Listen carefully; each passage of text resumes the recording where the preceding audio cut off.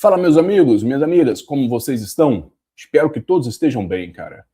E eu sei que águas passadas não movem moinhos.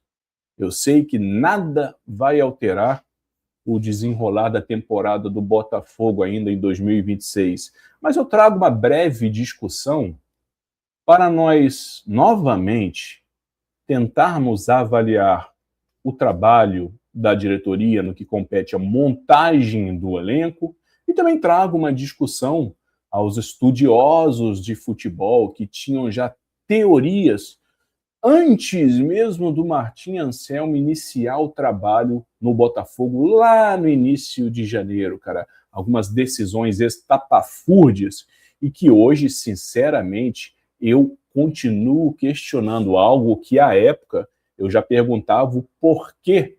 E para mim está muito mais claro que foram decisões para lá de equivocadas. Mas antes, meus camaradas, vou pedir aquela moral de sempre. Se você caiu aqui neste vídeo agora, sem querer, de repente, já deixa o like, o joinha, compartilhe com seus amigos botafoguenses. E claro, se você ainda não é inscrito aqui no Cantinho Botafoguense, também peço essa moral, ó.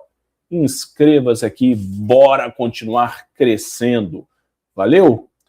Dito isso, meus camaradas, vamos lá.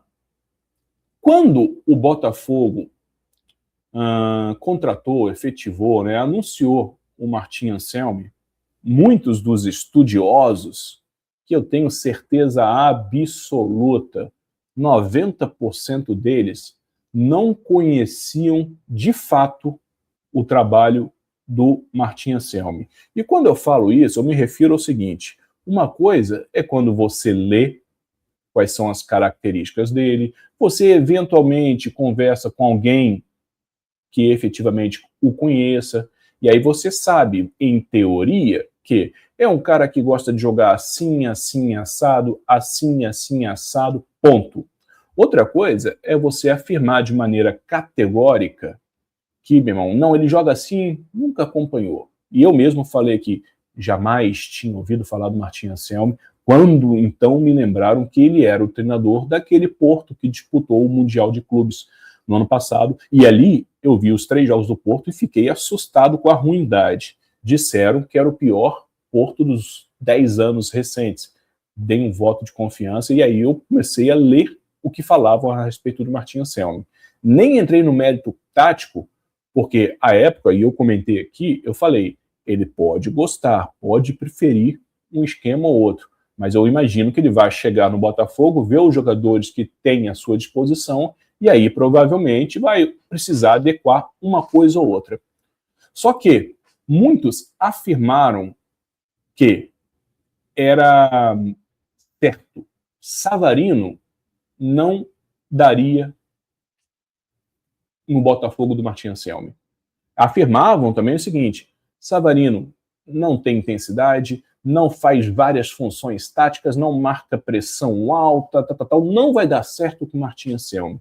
Eu lembro que eu falei, cara, eu não consigo entender isso. O cara começou a treinar tem uma semana, né, que nesse período o Savarino ainda estava preso na Venezuela por conta daquele problema lá no seu país natal.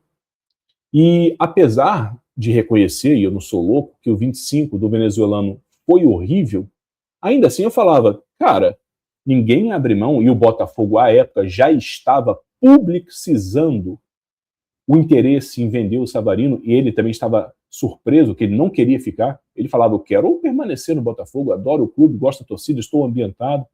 Só que, estranhamente, o Botafogo tentava negociar, diziam que a questão era salarial e também a questão aí de perfil e adaptação ao Anselmi. E eu falava, não faz sentido, cara. Ninguém em sã consciência, um clube que está no transfer ban, abre mão de um jogador da técnica do Savarino. Será que não é mais inteligente o Anselmi chegar, espera ele retornar, conversam, um papo tete a tete, pô, vou precisar de você assim, assim, assado. Era o lógico. E parece que até assim foi feito. O Anselmi, em uma declaração pré-estreia do Brasileirão, do Campeonato Estadual, parece, ele falou, conto com o Savarino. E aí o destino quis que, na véspera de uma partida, né, o venezuelano, pressionado pelo Botafogo, obviamente, se viu obrigado e fechou com o Fluminense. Hoje, Savarino é jogador do Fluminense, ainda está entrando no decorrer dos jogos, mas muitos torcedores com quem converso já falam que ele deveria ser titular lá no Clube das Laranjeiras. E restou ao Botafogo, além de vários jogadores que não têm a menor capacidade de vestir a nossa camisa, jogadores inferiores tecnicamente ao próprio Savarino, eu vou dar um exemplo só. Tuco Correia.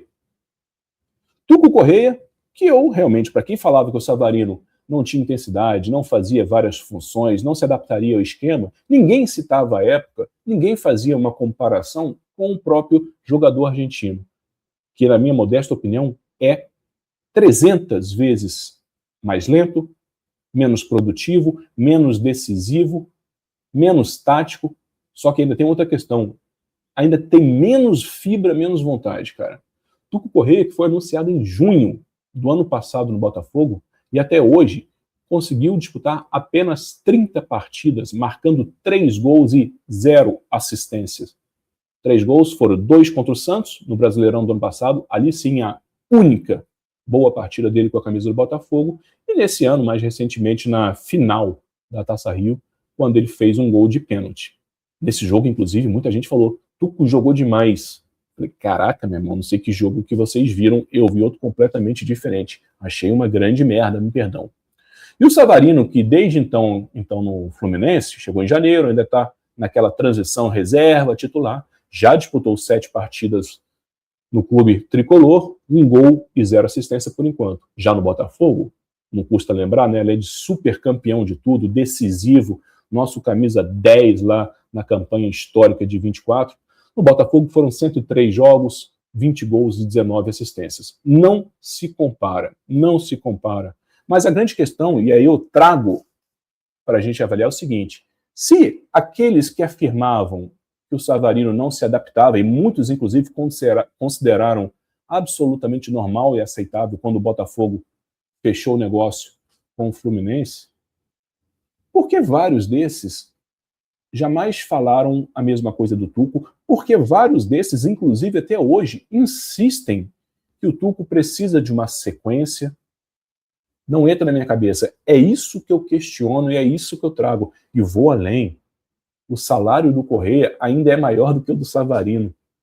A grande questão, e para mim aí também é uma cerejinha no bolo, é que o Savarino tinha clube interessado. Clubes. Por que será? Porque dele todo mundo via que era possível, era capaz. E mesmo na temporada do ano passado, horrível, fraca para o padrão Savarino, ainda assim foi muito decisivo, e eu me arrisco a dizer, o pior do Savarino no ano passado ainda foi superior àquela suposta não, evidente evolução que o Santiago teve. Em 25, ainda acho que o Savarino foi menos pior. E o Tuco tá ali, ganhando mais, convivendo com contusões estranhas, joga quando quer, não demonstra vontade, não se adapta, não joga de centroavante, não joga de meia, não pode jogar pelos cantos. E o Savarino hoje poderia fazer um falso 9, além das características que ele tem de armação. Ele é um cara que já jogou como ponta no Atlético Mineiro, obviamente que hoje não tem mais a velocidade como seu ponto principal. Mas a discussão é, a questão que os estudiosos falavam, afirmavam antes do Anselmi começar a trabalhar, não era a falta de intensidade? Como se justifica Tuco Correia, não só no elenco, mas ainda recebendo oportunidades recorrentes, como na partida decisiva da última terça-feira, que entrou no meio do primeiro tempo e não agregou absolutamente nada. Mais uma escolha equivocada dessa diretoria do Botafogo, que eu insisto, está completamente perdida. E mais uma lição, imagino eu, para os estudiosos, cara, cheios de teoria, bradando A e B. Teoria, meu irmão, é diferente de prática. O futebol, ainda é mais simples do que parece. E é um erro absurdo a gente ter cedido praticamente o Savarino, e hoje está aí ó, sentindo falta de um armador, de um falso 9, de um cara com identificação, de um cara que nós conhecemos o potencial técnico, de um cara que queria ficar. Estamos com o Tuco Correia, corpo mole, sem vontade, visivelmente desinteressado, mais caro. Decisões, meus amigos, escolhas, renúncias. Paga o preço quem pode, paga o pato quem quer. Quero saber o que você também pensa a respeito, mas antes, meus camaradas, se liga no Dica Musical de hoje.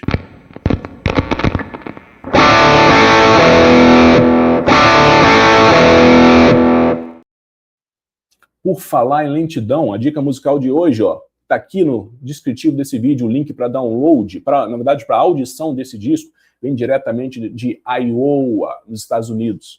The Slow Retreat, algo como recuo lento, tipicamente de Correia, irmão. Falou em lentidão, falou em Joaquim Correia. The Slow Retreat, para fãs de punk rock, muito bem tocado, esse discaço. F, letra F é o nome do disco. Se você não conhece essa banda, tu tá dando mole, tá perdendo tempo, ó. Clica aqui no descritivo desse vídeo, download direto, retorne aqui para comentar o que vocês acharam da dica musical de hoje e, claro, quero saber o que você pensa a respeito do tema proposto nesse vídeo, beleza? A gente se vê no próximo. Saudações alvinegras, saudações sempre botafoguenses.